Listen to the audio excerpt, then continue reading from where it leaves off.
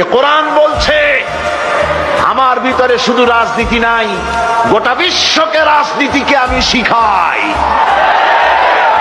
অর্থনীতি শিখাই, পৃথিবী চলবে কিভাবে তা আমি দেখাই। এই জন্য এই কোরআনের আসল মুফাসসির তো আমি নই, কোরআনের আসল মুফাসসির তো মাওলানা সিফাতুল্লাহ সাহেব নন, এর মুফাসসির তো মাওলানা আবুল কালাম আজাদ সাহেব নন, এর আসল মুফাসসির তো মাওলানা কামাল উদ্দিন জাফরি সাহেব নন। এর আসল মুফাসসির কে?